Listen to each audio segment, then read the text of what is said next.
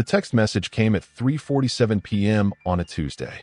I was at the grocery store with my twins, Emma and Jake, both 7 years old. They were helping me pick out ingredients for homemade pizza, our Tuesday tradition. The notification lit up my phone screen, and I saw my sister Rebecca's name. I smiled, expecting coordination about our daughter's upcoming joint birthday party. Emma and my niece Sophia shared the same birthday, March 15th, and we had been planning a celebration for months. The message was short, direct, and devastating. Actually, I've decided to do Sophia's party separately. Your kids just aren't important enough to share her special day. Before we dive in, make sure to like this video, subscribe to the channel, and drop a comment below telling me where in the world are you watching from. I stared at the screen, reading the words again and again. The grocery store noise faded into a distant hum. Emma tugged at my sleeve. "Mommy, are we getting the cheese?" I looked down at her bright, expectant face, then at Jake, who was carefully examining 2 different pasta boxes. They had no idea that their aunt, the woman they called Auntie Becca with such love, had just dismissed them as unworthy. My phone buzzed again. Another message: Sophia deserves a proper celebration with her real friends. Not some chaotic mess with your situation. My situation. That's what she called my life as a single mother, working 2 jobs to support my children after their father abandoned us 3 years ago. That's what she called the struggle that had made me stronger, more resourceful, more grateful for every small victory. I put the phone in my pocket without responding and finished shopping with my children, acting as if nothing had changed. But everything had changed. That night, after the twins were asleep, I sat in my small kitchen and really processed what had happened. Rebecca and I had grown up together in a middle-class family in suburban Denver. Our parents, Mark and Linda, had raised us to be close. Sisters are forever, Mom always said. You two will always have each other. Rebecca was 3 years older and had always been the golden child. Perfect grades, perfect boyfriend, perfect wedding to her lawyer, husband Michael. She lived in a sprawling house in the best neighborhood, drove a luxury SUV, and her daughter Sophia attended private school. I had taken a different path, one that hadn't been my choice. When my husband David left, claiming he wasn't ready for the responsibility of parenthood, I was left with 2 toddlers, a mountain of debt, and no college degree. I worked as a waitress at a family restaurant during the day and cleaned offices at night. Every dollar was counted, every expense carefully planned. Rebecca had always been supportive, at least on the surface. She would bring expensive gifts for the twins, offer to babysit occasionally, and remind me often how hard my life must be. "I don't know how you do it," she would say with what I thought was admiration. "I could never manage alone like you do." I had mistaken her condescension for compassion. The joint birthday party had been my idea. Emma and Sophia were cousins born on the same day, and despite our different financial situations, I wanted them to stay close. I had suggested we alternate hosting duties each year. This year was supposed to be my turn. I had saved for months, planning a modest but fun celebration at the local community center. I had made lists, researched decorations, even put together goodie bags with small toys and candy. The party was 2 weeks away. Rebecca's rejection wasn't just about a birthday party. It was a verdict on my worth as a mother, on my children's value, on our place in the family hierarchy. She was drawing a line in the sand, and we were on the wrong side of it. I called her that night. She answered on the 4th ring, her voice crisp and impatient. "What is it, Jenny?" "We need to talk about your text," I said, keeping my voice steady. "I already explained. Sophia wants a more sophisticated celebration this year. She's getting older, and she has certain expectations." "Sophisticated?" I repeated. "They're turning 8, Rebecca." "Exactly. She's mature for her age. Her friends are from good families. They're used to a certain standard." The words hung in the air between us. A certain standard. The implication was clear: my children and I didn't meet that standard. "What does that mean for Emma and Jake?" I asked. "They've been looking forward to celebrating with Sophia. They can still see her on another day. Maybe we can do something small, just family. You understand, don't you? I'm trying to do what's best for Sophia." No, I didn't understand. I understood that my sister had decided my children weren't good enough for her daughter's social circle. I understood that she saw us as an embarrassment, a reminder of what failure looked like in our family. But I also understood something else. This was an opportunity, not for revenge, but for something better. "I understand perfectly," I told her. Emma and Jake will have their own celebration. Don't worry about us. I hung up and sat in the quiet of my kitchen, formulating a plan. If Rebecca wanted to teach our children about standards and worthiness, I would give her a lesson she would never forget. The next morning, I called my manager at the restaurant, Maria Santos. Maria was in her 50s, a tough, no-nonsense woman who had immigrated from Mexico with nothing and built a successful small business. She had always been kind to me, understanding about schedule changes when the kids were sick, and patient when I had to bring them to work during school breaks. "Maria," I said, "I need to ask for a big favor." I explained the situation without mentioning Rebecca by name. I told her about the canceled joint party and my desire to give my children something special. "Jenny," she said, "you're one of the hardest working people I know. Your kids are lucky to have you. What do you need?" What I needed was the restaurant's private dining room on a Saturday afternoon. What I needed was her help coordinating something bigger than I had ever attempted. What I needed was a community to rally around my children and show them that worthiness isn't measured by money or status, but by love and character. "Are you sure about this?" she asked. "It's a lot of work." "I'm sure," I said. "It's not just about a party. It's about showing my children who they really are." Over the next 10 days, something magical happened. Word spread through our community about the birthday celebration we were planning. The parents of Emma and Jake's classmates volunteered to help. Mrs. Patterson, their second-grade teacher, offered to coordinate games. The local fire department said they could bring a truck for the kids to explore. The community center donated the space when they heard our story. But the most surprising support came from an unexpected source. I was working my evening cleaning shift at the downtown office complex when I met Eleanor Chun. She was working late in her law firm on the 15th floor. I had been cleaning her office for months, but we had never exchanged more than polite greetings. That night, she was still at her desk when I arrived. "Long day," I asked as I emptied her trash. She looked up from her computer, her eyes tired but kind. "Always. You too, I imagine. 2 jobs, right? And children." I nodded, surprised she had noticed. "Twins. They keep me busy." She studied me for a moment. "You're planning something special for them, aren't you? I overheard you on the phone earlier this week." I had forgotten that sound carried in the quiet evening office. I briefly explained about the birthday party, leaving out the family drama. Eleanor listened intently. When I finished, she was quiet for a long moment. "My daughter is a party planner," she said finally. "Very expensive, very exclusive. She handles events for the wealthiest families in the city." My heart sank a little. This was heading towards something I couldn't afford. "She also," Eleanor continued, "believes that every child deserves to feel special on their birthday, regardless of their family's circumstances. Would you be willing to let her help?" The help that arrived was beyond anything I could have imagined. Sarah Chin wasn't just a party planner. She was an artist. She transformed the community center into a wonderland. Professional decorations, a chocolate fountain, a DJ, face painting stations, and a magician. Local businesses donated prizes for games. A bakery provided a stunning 2-tier cake. The transformation wasn't just of the venue, but of my understanding of community. People I barely knew stepped forward to support my children. The postal worker who delivered to our apartment building donated books for the goodie bags. The mechanic who changed my oil brought balloons. The elderly woman from the grocery store, Mrs. Kim, spent hours making traditional Korean treats for the children to try. They weren't helping because they pitted us. They were helping because they recognized something in my children and in our situation that resonated with their own experiences of struggle and determination. This wasn't charity, it was community. The morning of the party, I woke up early and found Emma and Jake already awake, sitting on the couch in their pajamas, vibrating with excitement.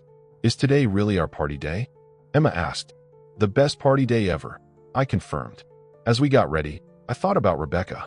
Her party for Sophia was happening at the same time, across town at an expensive country club. I wondered if she had thought about us at all, if she felt any regret about her decision. Then I looked at my children, glowing with anticipation, and realized it didn't matter. We arrived at the community center to find a line of families waiting outside.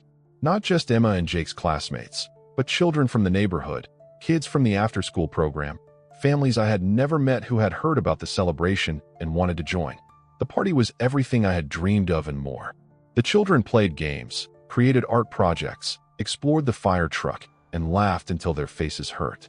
Parents who had never met before were exchanging phone numbers and making playdates. The community center staff said it was the most joyful event they had ever hosted.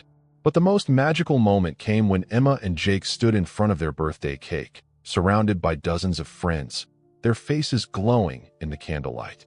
They made their wishes and blew out the candles together, and the cheer that went up from the crowd was deafening. I looked around the room at all these people who had come to celebrate my children, and I realized Rebecca had been wrong about everything. My children weren't unimportant.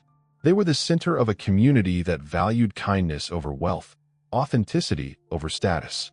They were loved not because of what they had, but because of who they were. The party was winding down when my phone rang. It was my mother. "Jenny," she said, her voice strange. "Where are you?" "At Emma and Jake's birthday party." "What?" Rebecca called me, upset. "She said you didn't bring the kids to Sophia's party. She thought maybe something had happened." I explained about Rebecca's text, her decision to exclude my children, and the celebration we had organized instead. There was a long silence. "She told me you couldn't make it because you had to work," Mom said finally. "She said you understood that it was better to do separate parties." The lie was breathtaking in its casualness. Rebecca had rewritten the story to make herself the considerate sister and me the absent one. "That's not what happened," I said. "She said my children weren't important enough to share Sophia's special day." Another silence. Then, "I'm coming over.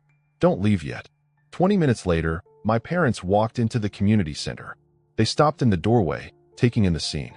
Children were still playing, parents were cleaning up and chatting, and the whole space buzzed with the warm energy of a community celebration. Emma and Jake ran to their grandparents, their faces chocolate-stained and beaming. "Grandma, Grandpa, did you see our party? It was the best party ever." Mom knelt down to hug them, her eyes scanning the room.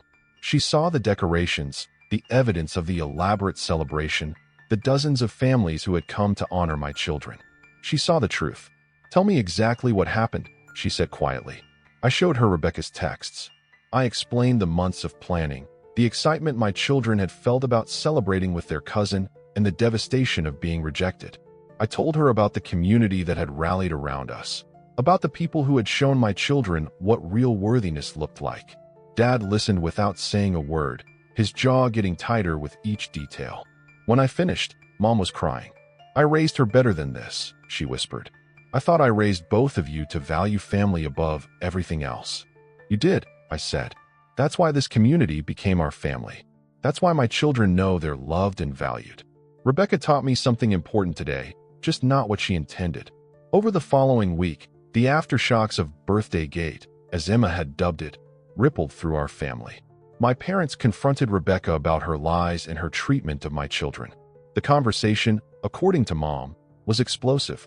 Rebecca initially tried to defend her position, claiming she was protecting Sophia from social embarrassment.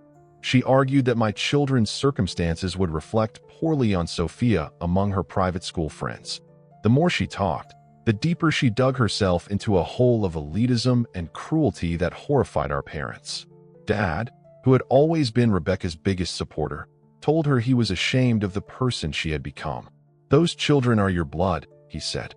"They're innocent kids who love their cousin and their aunt. What you did was unforgivable." The rift in our family was swift and decisive. Mom and Dad made it clear that they would not tolerate the exclusion of their grandchildren from family events. They told Rebecca that until she apologized and made amends, they would be limiting their contact with her family. For the first time in my life, I was the favored daughter, not because I had achieved more, but because I had maintained my values under pressure. The community celebration had an unexpected side effect. Eleanor Chen's daughter, Sarah, was so moved by the event that she wrote about it in a blog post for her party planning business. The post, titled "The Most Important Party I've Ever Planned," went viral. It told the story of a single mother whose love for her children inspired an entire community to come together. The post led to media attention. A local news station did a feature story about community support for working families. A national parenting magazine wrote about the power of chosen family versus blood family. Suddenly, my children and I were being held up as examples of resilience and the importance of community values. The attention was overwhelming but not unwelcome. It led to job opportunities, scholarship offers for the twins, and connections with other single parents facing similar challenges.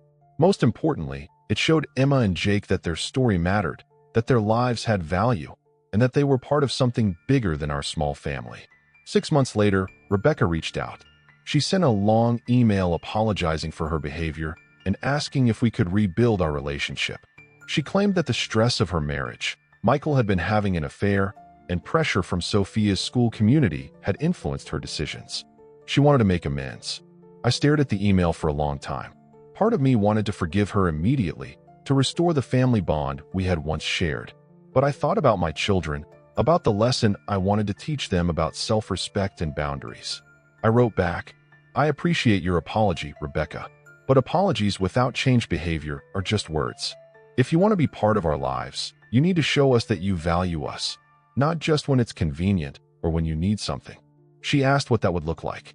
I told her, "Start by getting to know Emma and Jake as they are, not as you think they should be. Come to their school events. Celebrate their achievements. Include them in Sophia's life without conditions or qualifications. Prove that they matter to you."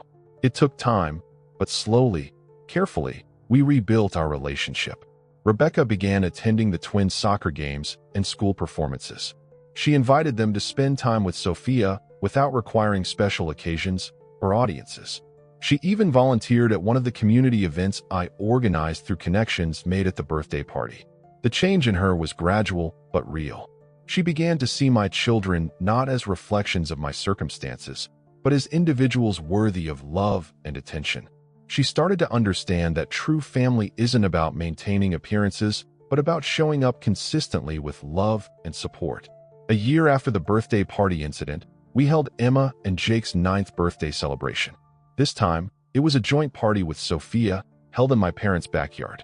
It was smaller than the community celebration, more intimate, but filled with the same joy and love. As I watched my children play with their cousin, laughing and creating memories, I reflected on the journey that had brought us here. Rebecca's cruel text had been devastating in the moment, but it had led to something beautiful. It had shown me the strength of my community, the depth of my children's character, and the power of standing up for what's right. My children learned that worth isn't determined by money or status, but by how you treat others and how you respond to adversity. They learned that family can be chosen as well as given, and that love is measured by actions, not words. Most importantly, they learned that they are valuable, important, and deserving of celebration, not because of what they have, but because of who they are. The twins are older now, more aware of the complexities of family relationships and social dynamics. They sometimes ask about that birthday when Aunt Rebecca said they weren't important enough. When they do, I tell them the truth, that her words said nothing about them and everything about her fears and insecurities at that time. I tell them about the community that rallied around them, about the people who saw their worth immediately and unconditionally. I tell them that sometimes the most hurtful moments in our lives become the most transformative if we're willing to learn and grow from them. And every March 15th, as we celebrate another year of their lives, I'm reminded that the greatest gift we can give our children isn't a perfect party or expensive presents. It's the unshakable knowledge that they are loved, valued, and important exactly as they are.